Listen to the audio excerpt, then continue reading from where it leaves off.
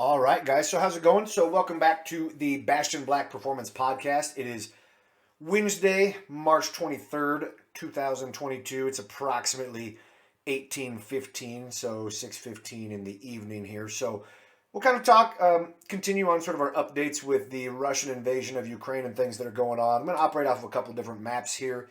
Um, Not a lot of large territorial changes. It'll be somewhat comparable to last week, but there's definitely been some big developments, some things worth looking at, some things worth talking about as far as what's going on. So as it sits, like here's a very good. So this was, I kind of looked through several maps, and this one happened to be on Wikipedia. It's actually pretty good. There's another comparable one I got from the Institute of War Studies, but this one's kind of a little bit easier to view. The one from the Institute of War Studies is a little bit. When you zoom in, it's kind of difficult to operate with, but this one here is somewhat usable, I suppose. So we'll kind of talk about the general scope of things and what's going on, and then we can kind of get into a couple of specific things. So as it sits right now, the Russians are still outside of the cities that they were outside of the last time that we were discussing things, as in they are still outside of Kiev. They are still, they still do not control Kharkov. They still are outside of Mykolaiv in the south, and they are surrounding but do not fully control Mariupol. Down here in the southeast.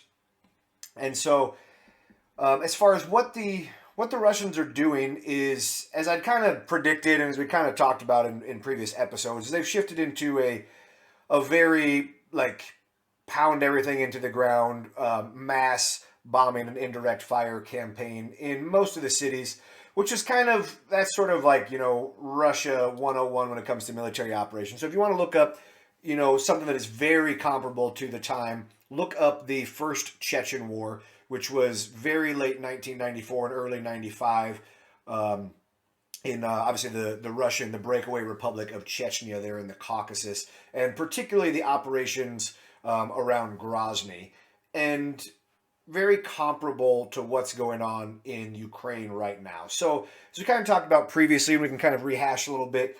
The Russians appeared to have approximately four, I guess technically you can call them five separate axes of advance, and it looks like their initial plan was what we'd call kind of a coup de main, or I guess you could kind of call it a decapitation strategy, i.e., it looks like they thought they were going to kind of roll in, take over Kharkov, Chernihiv, and Sumy in the north really quickly. They were going to take the Crimea, then they were going to take Kherson, Mariupol, and the other kind of transit hubs in the south, and then be able to pretty quickly, go into Ukraine and, politically / militarily, knock out the political head and kind of be done with the operations. But the Ukrainians have obviously put up very stiff resistance for the most part, and we've seen some very severe cracks in the Russian military as far as their capabilities. So they have their best weapons are, as modern as anyone else in the world, I guess you would say.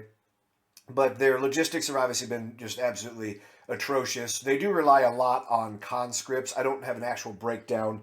I haven't been able to find a specific, X percentage of their military are conscripts, but there is a sizable amount are conscripted forces. And as we talked about before, conscript forces, it's not that all the individual conscripts themselves are totally worthless or can't be trained or anything, but as guys who have watched my YouTube channel for years and things like that, what I've talked about is, even if you're talking something as simple as driving pickup trucks or whatever, if you have people who are relatively inexperienced or untrained, they tend to cause a lot of wear and tear on vehicles, which means that affects your logistics. Obviously, they do stupid things like they pick poor roads. They drive off the road into the mud and they get stuck. They're unable to cross smaller bridges without falling off of bridges, driving off of bridges. Things like that, let alone you start talking about armored vehicles and things like that. So if you don't know how to drive an armored vehicle properly, you cause a lot of wear and tear. If you're turning too sharply, too regularly, using the tracks too much to turn, backing into too many barriers and things like that, you knock tracks off. You in other ways compromise the armored vehicle. So those tend to be kind of the hallmarks of untrained or lesser trained individuals when it comes to when it comes to using, especially modern military equipment on that. So kind of the big news of the last couple of days. So if you remember last week, I talked about how there had been reported in multiple Belarusian cities that there had been explosions, and I kind of proffered that it could be Ukrainian ops, it could be false flag ops, the Belarusians themselves, it could be some idiot out loading ordnance on an airplane or an artillery, a prime mover or something, and causing some sort of explosion. Haven't really gotten any satisfactory answers to what that was. My personally, I thought that it was, and I still do believe that more than likely it was either just the launching of munitions from Belarus that people mistook for incoming, things like that, or it was some amount of false flag related operations. I.e., a false flag would be if you were Russia or Belarus, you would stage a fake attack in Belarus, and then you'd be like, oh, hey, the Ukrainians did this, or pro-Ukrainian terrorists did this. This is our casus belli, our cause for war, our case for war, our reason to go to war. So I think that's probably still, more than likely the case. And then there's also an awful lot of chatter that it was an ongoing coup, and that there was a mass call for reporting to the conscription areas and stuff. I haven't seen anything to really verify that. And as they say in war, the first casualty is truth. So you always have to take any information that you get from any side with an extreme grain of salt. And it's also important to keep in mind that as much as pretty much everybody is enjoying the Ukrainians give the Russians a serious bloody nose here, is that Ukraine is very far from a perfect or a good country, like very absolutely corrupt country, just all sorts of problems with it as well. Again, we all like it because it's funny to see the Russians flop around and flail around doing this, but we do also have to keep in mind that this is a very serious military operation. There are already tens of thousands of casualties, so we do have to keep that in mind. So additional, the Ukrainians have now launched a couple of operational level, like local counteroffensives, particularly around Kiev, and I'll talk about that in more detail here in a second. And then one in the east around Horlivsk. And then allegedly, I haven't been able to find specifics on it, but allegedly launched a counteroffensive, a counterattack towards Kherson in the south. And remember, like Kherson sits across a major crossing of the lower Dnieper River there. And so that would be big time stuff. And, so those are the, kind of the primary things going on, as well as last week we talked about the Ukrainians had done so the Kherson airport in the south there, they had launched, I've gotten conflicting, again, you can't really find out, like it's not a video game, or it's not like, this isn't 50 years after the fact where we have all of this declassified information. I've heard that it was a Marine op, i.e. like Ukrainian Marine commandos launched an attack against the Kherson airport. I'd heard that it was primarily an air attack. I'd heard that it was some form of, like long range, kind of precision indirect fire attacks. I just don't honestly know. But it appears that it was very, very successful. Like multiple, potentially dozens of helicopters were destroyed or severely damaged and things like that. And then there's been more reports of similar attacks inside of Russia itself against Russian air bases. But again, it's hard to find really reliable information that says that for certain. One, because obviously if you're doing those kind of operations, you're not bringing a news crew to report it or to document it yourself. And the Russians are very good about not letting information like that out because they have a very tightly controlled state media, kind of system set up with that. And then as much as we kind of laugh and think it's funny that Twitter and Facebook and all these places, restrict or shut down, individuals, operations as far as being able to use social media in Russia, it also means that we're missing the human intel, side of things, like one of the simplest ways to get intelligence is just every idiot out there recording things on their phone, and then people can go back and geolocate and use, terrain association and things and find out where these people are at, what's going on. And so we can actually, even if people are making stupid videos or bullshit videos, we can actually still use that and garner like legitimately good information sometimes. And by we, I don't mean myself, because I'm not the kind of person that sits around and examines that. I typically find other people who do those sort of things and see if it looks legitimate, and then use that information, for myself when I talk,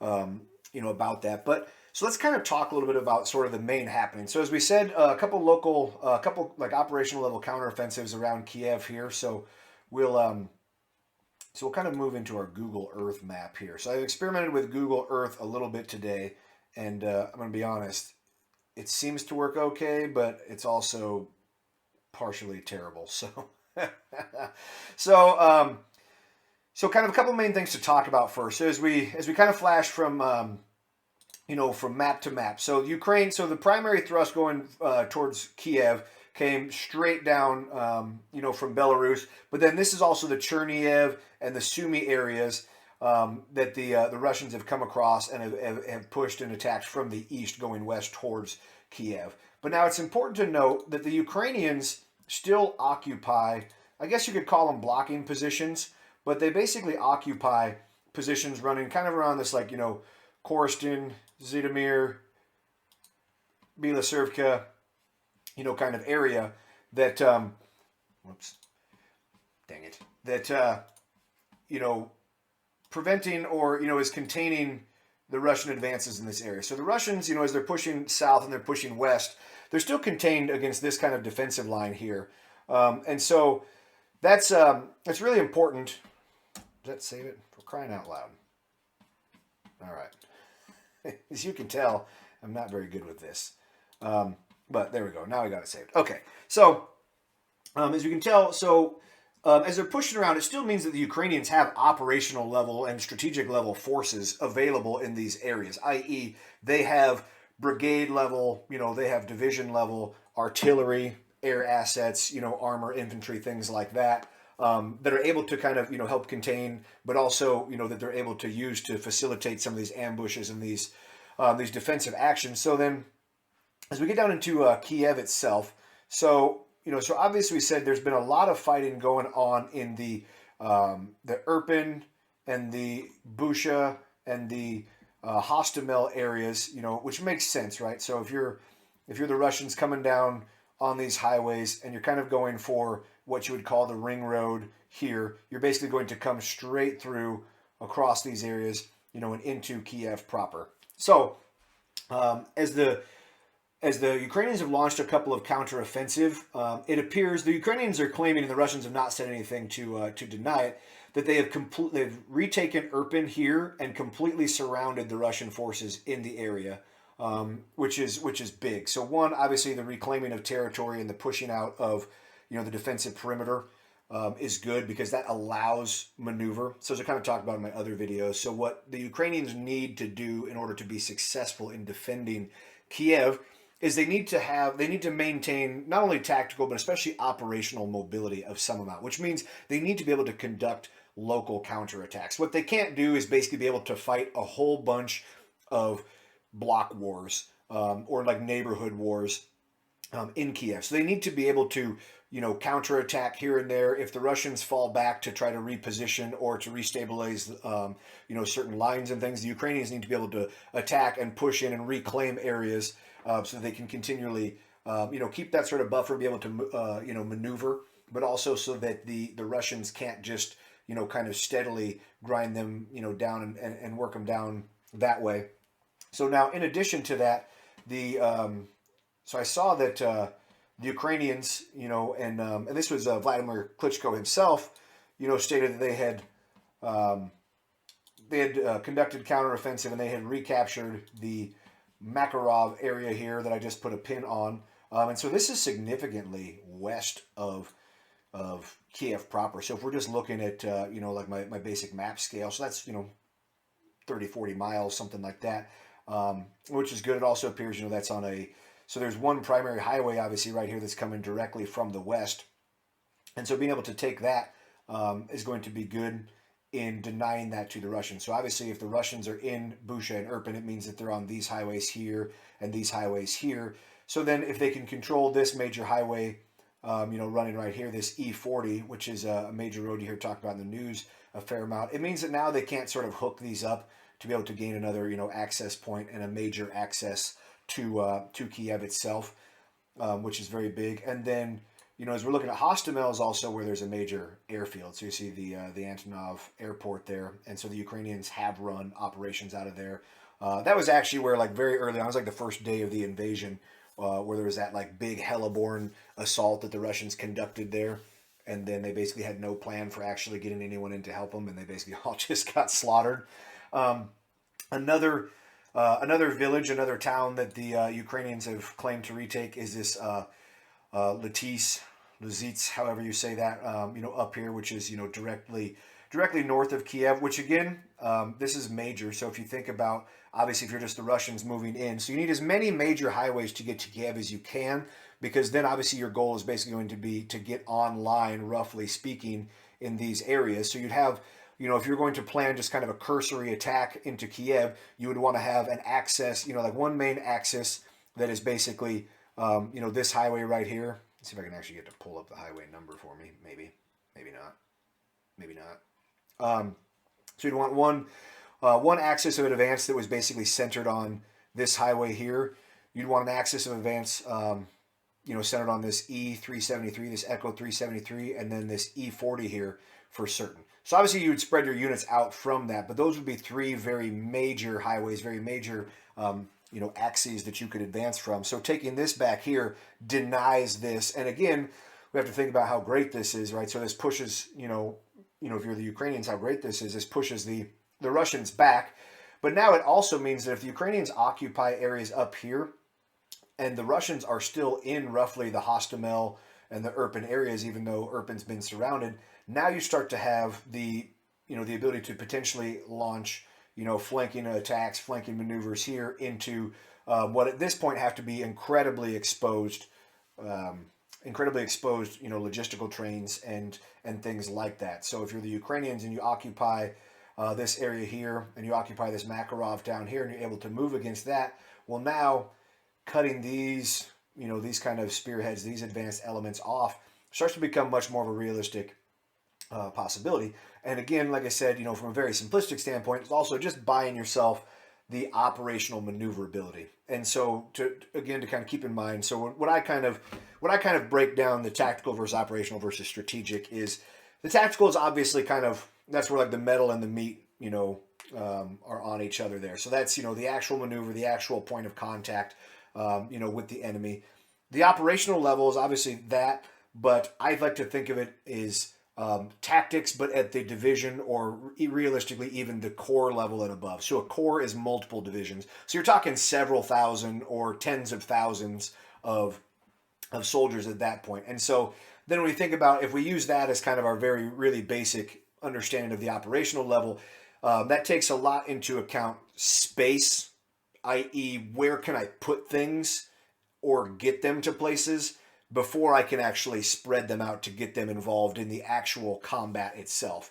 So for example, by being able to like operationally launch and get up into this, Lizits, area. So now you have the operational freedom, i.e. you gained yourself an additional 5 to 10 miles of space outside of Kiev itself to be able to prosecute operations, west into logistics areas, to potentially move, south and west and south, to outflank, to surround, or in other ways harass these elements down here. Whereas if you're kind of pushed back into a very, tight space, even if you have a reasonable amount of equipment and people, you're not able to get them into action, into the fight, in the way that you want to. Now by buying space, now you open up all sorts of operational, options, things that you can do on that. So that's kind of our main stuff to talk about with Kiev. So again, kind of keep in mind that the Ukrainians do still occupy, I don't want to really call them blocking positions, but the front lines, the lines themselves, basically cover this area, the kind of, sections off Kiev. So the Russians occupy, like all this area in and around Kiev, but out here, this is still Ukraine. Now, we also need to keep in mind that the Russians launched major, multiple missile attacks against Lviv down here, which apparently is a major, it's got a lot of press because that's where a lot of the influx of, foreign volunteers has come through. But also, if you just look at where this is situated relative to Poland, this is Lviv is a very well connected, highway center. And guys who are history super nerds like myself, that Lviv is traditionally archetypal, invasion route for Moscow is through, the Lviv corridor. So, so obviously, this E40 highway that, obviously we were just talking about up in Kiev itself, This comes from Poland, comes across. So for them, in a strictly operational, strategic standpoint, it makes sense to attack that because obviously, if you're Russia, you don't want all of these very advanced anti-tank weapons and things getting into the country because they're starting to eat you up pretty good. The Russians have also launched operations against Ivano-Frankivsk here and Venetia. So Venetia had a major airfield that took, it was either 8 or 9 cruise missiles the other day and basically got completely destroyed. Make sure that we'll keep that in mind. So the Russians are obviously they're able to touch any part of Ukraine that they want to touch, at least with air or cruise missiles, hypersonic missiles, naval power, things like that. So we'll kind of move ourselves around a little bit. So as we'll kind of flash back to our map here. So again, this is the Chernihiv and the Sumy area up in the north.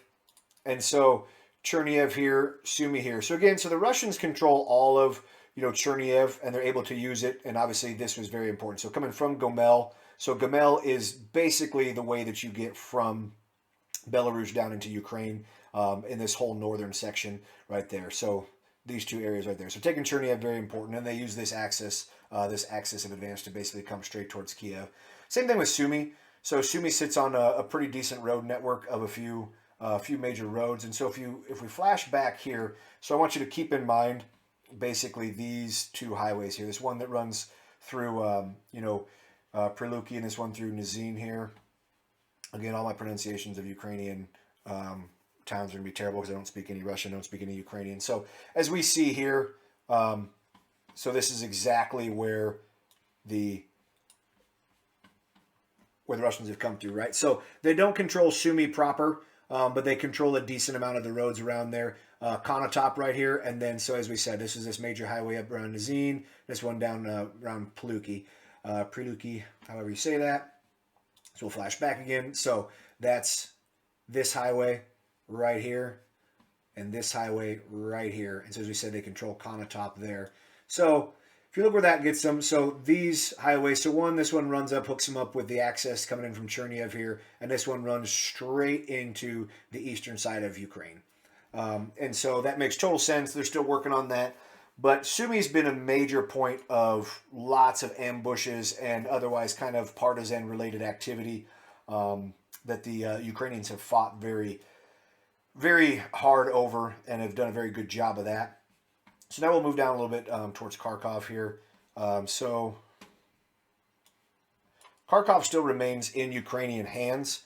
And it's been very, if you go and look up, go look up videos, go look up pictures, Kharkov has been just destroyed. The Russians are just launching, multiple launch rocket systems, thermobaric weapons, and basically just, for lack of a better term, carpet bombing and trying to flatten the city there. But the Ukrainians do still control Kharkov. The Russians, they don't have it completely surrounded, but they do control a little bit of this highway network that is coming out of there. And as I've said before, so a major point of getting Kharkov is that it's a major convergence of highways here, which would allow you, to kind of come west towards Poltava and Kremenchuk across the Dnieper here.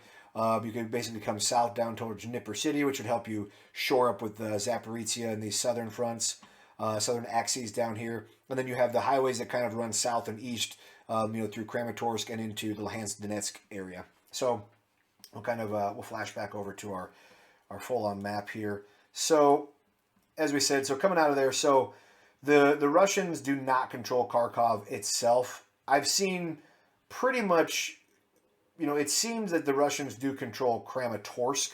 At least they've definitely claimed that, and I haven't seen any definitive information that says that they haven't. The Ukrainians, there's been a lot of fighting around Izium lately, and a couple of major ambushes and things happened around there, which makes total sense. If you can't control Kharkov proper, so you're basically trying to surround it, and you're still trying to get access to the highways and the road corridors outside of there, Izium sits right on one. And then it's also, if we kind of look, terrain-wise, it still sits in, an area that has, relative amounts of, wooded cover and things like that. Because something I might not have brought up in my other videos is from a terrain standpoint, and this is why I'm actually surprised that the Ukrainians have done as well as they have, is Ukraine's a steppe country, i.e. there's not a whole lot of elevation, not a lot of really big hills, mountains, things like that. So one thing that, guys will notice, if you look at major wars of the 20th century is, it works against you when you're talking about operations. It works both for you and against you operations in steppe countries, is that from an operational or strategic standpoint, there's not really any good places to make a lot of large operational level defensive operations aside from the major cities. So once somebody takes a city, for example, then operationally, and again, so remember operationally, we're talking like large scale defensive ops here, you kind of basically have to fall back to the next city. So from an offensive standpoint, it's nice because if you take over a city, they're basically going to fall back to the next city. Defensively, it's potentially really bad because obviously as soon as if you have to surrender a city or give it up, you basically don't have any good place to conduct a large, defensive operation until you get back to the next city. But it also means that, an enemy can surround you, can be in all sorts of places in the steppe, and they don't really have anything that they can do with it. They're exposed. You can hit them with indirect fire and air assets and things like that. So if you can control the population centers, i.e. where the roads and the rail networks and things are, then you can cause them an awful, big headache. So what I was really surprised at is that the Russians did so poorly at taking these cities, because you look at the places where they're still being held up, like Sumy right on the border, Kharkov right on the border, Mariupol, just across the border. Same thing, Kherson, Mykolaiv, now not right on the border. I mean, once the Russians took Crimea, there's not too far away, but, so if they take these, cities, then, the Ukrainians are definitely going to have a very hard time, at least for their major military units operationally, to stay away from the Dnieper here. They're more than likely to get pushed back to there. But as long as they hold these cities that are on the border, the Russians are kind of screwed, operationally speaking, because they just don't really have anywhere to go because they can't get, there's nothing that they can use to get supplies to those troops.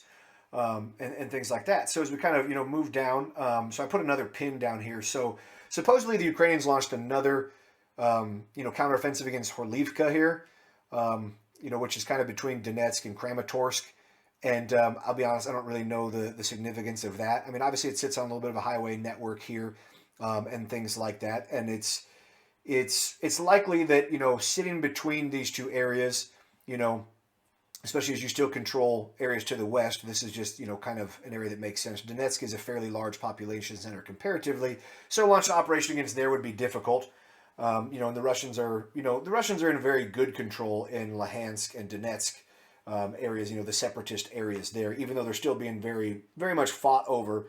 But there's a lot of pro-Russian, quote unquote Ukrainians there, like ethnic Russians. And so that's, kind of a different story there. And as we move south, Mariupol. So obviously Mariupol is completely surrounded, completely cut off down here, sitting right against the coast down here. But it's still not completely under control. And so if we kind of flash back, so remember the reason why Mariupol is really important is that Mariupol sits on this major highway that connects Rostov-on-Don, Taganrog, Berdyansk, connects that down to Melitopol, which connects everything down to the Crimea. And so the reason for that would be obviously once you get this connected, now basically you would have a single fully connected axis of advance down here instead of having still two or three, slightly separated, axes in that area. So we'll kind of flash back here and see. So again, the Russians, they are in Zaporizhia. They are in Zaporizhia right here. But apparently they do not completely control it as it sits right now. And been a lot of attacks in, Dnieper City here. And so as we flash back, so why this is important is the same thing as always, right? So Zaporizhia sits on, highway corridor for this E105. It's a major crossing here over the Dnieper River here. And then obviously, Dnieper City up here is basically the same thing. Sits on a major convergence of a few highways. Has multiple large crossings of the Dnieper, which would be very big. For one, connecting the Russian axes of advance, but now also completely sectioning off the Ukrainians from themselves. So if the Russians can fully take Zaporizhia, Dnieper City here, now they're in a position to attack Kharkov from behind, fully surround it, and or basically just use this, kind of Dnieper City, Kramatorsk area, and have fully sectioned off the Luhansk and Donetsk, the separatist elements of eastern Ukraine there. So that would be obviously bad, and that's obviously a thing that the Russians are trying to do there. As we talked about, there's that major, the largest nuclear power plant in Europe is in Zaporizhia, and the Russians are in control of that. So as we come south, so we talked about Kherson. So Kherson's down here, sits on a major crossing of the Dnieper, has a large airport there, and then Mykolaiv, which is basically just the next town up the road. So been a lot of fighting in Mykolaiv still, and still a lot of fighting in Kherson. So as we kind of zoom in down here, so again, this just makes total sense, right? So as you're coming out of the Crimea, right? So Crimea down here, coming up this major, there we go, this highway system, coming into Kherson, we cross there. Once you take over Kherson, the highway goes to the next city, right, which is Mykolaiv. And Mykolaiv is a major crossing point of this river here. I forget what this river. It's like the Prevdeny Bug River. There you go. And so again, so taking Mykolaiv opens up one, sits on a convergence, so it's easy then to get elements, and you could punch them in up to Uman and Kropotnitsky here, coming up towards Kiev. It's also what you would need to take, and there's been operations and attacks and things from the sea in Odessa, but Odessa is obviously going to be a major target of the Russians as well. It's a major industrial center. It sits right on the border, basically, with Moldova, and we know the Russians they're definitely going to annex the Transnistria area of Moldova. So all those things that kind of make sense there. But like I said, there was reports that the Ukrainians launched a counteroffensive against Kherson. And so if we look back, so even though the Russians, control this area, so here's Kherson, Mykolaiv. So the Ukrainians still sit around this, Krivoy Rug and areas like that. So, I mean, they still have areas they can attack down from. That's also why the Russians have been attacking up around Nikopol and places like that. So obviously what they want to do to section off most of these major crossings is they want to take Mykolaiv and they want to push themselves up to Cherkasy or Kremenchug on the Dnieper here, because then they can control, basically they'll control all of the major crossings in the entire southern half of the country. So if we look at where we're at in Ukraine right here, so this is Kremenchuk right here, and this is Cherkasy. So if the Russians basically can control from Cherkasy and Kremenchuk down, then all of the crossings, so one, that would basically strand all of the Ukrainian forces that are east of the Dnieper over here, with the exception of being able to possibly come across at some of these smaller crossings around this area here, south of Pereslyev and things like that. But we know the Russians are also pushing through these two highway sections through Priluki and Nizhyn here, coming out of Sumy. So, if the Russians are able to get out of Mykolaiv, intact, and then make a run for Cherkasy, Kremenchuk area, or maybe even just from here make a run and kind of take the short man's game and up towards Nikopol, they could cut off a significant amount of the potential crossings of the Dnieper there. But that's kind of all the major information that I had, for today. Again, so the major developments were the counteroffensive, particularly in Kiev, which it'll be interesting to see in the next couple of days, or maybe in the next day. Because if the Ukrainians did legitimately surround a lot of Russian units there, I'd expect to see a fairly large-scale surrendering, because we know the Russian troops are very poorly supplied. Their logistics are very, very poorly, operated. And so, the Russians haven't seemed to show much of a desire to fight when they're not sitting, in a very good position as far as their own weapons and equipment and things like that. So that would be it'll be interesting to see that, if we do see that kind of, mass surrender, because that would be a humongous political victory for the Ukrainians, as well as militarily, obviously. But being able to just, to have the video, to have pictures of, a large column of, Russian prisoners being marched down the road would be a very big propaganda, very big morale victory for them. But that's all that I've got for today. Again, if you guys have newer, better information, things that you can share, I'm always looking for that. Again, these things are as accurate as I can find at the time when I make this video, when I make this podcast. And obviously things are fluid and things change.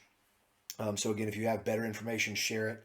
Even if it's speculative or things. A lot of this is obviously we don't have the Vladimir Putin, we don't have the Russian playbook, so we're making kind of informed guesses about what they're doing, but we do we obviously know that things have changed just from the first days into the third week, in the fourth week of operations here. But remember, guys, only the hits count, and you can never miss fast enough to catch back up.